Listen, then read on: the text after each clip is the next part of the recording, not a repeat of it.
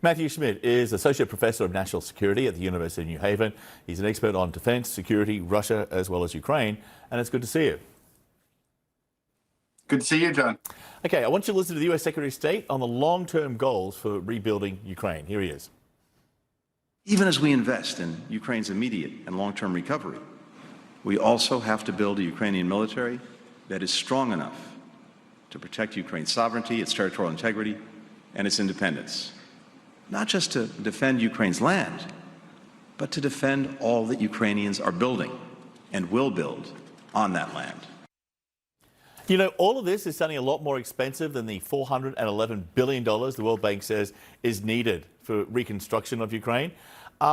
Is the reality here the cold, hard truth? No one has a clue how much is needed. That is the reality. The World Bank report is several months old that they're reporting. And the fact is that number changes every day, every time a Russian rocket hits, or there's a major battle.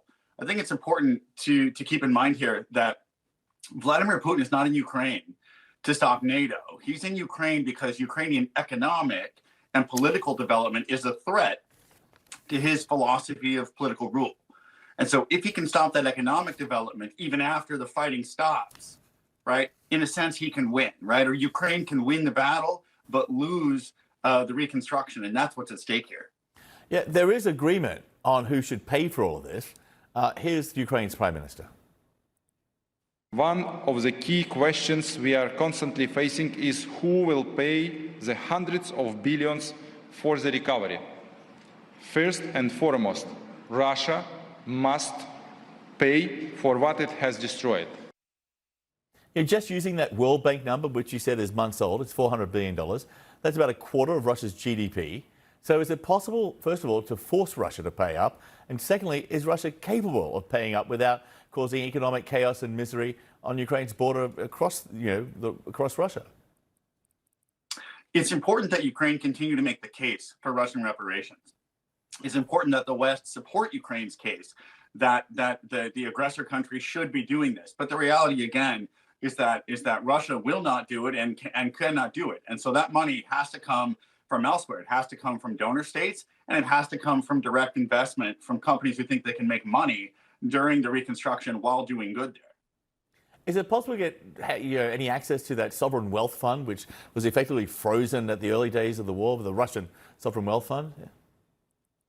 It's possible that they could do that, but remember, to get to that kind of thing, you have to get through world institutions that Russia sits on, like, for instance, the United Nations and its allies sit on. So it would be very difficult to pull enough money out of a sovereign wealth fund to rebuild Ukraine. And again, remember, I think the real number, and the caveat here is that nobody really knows.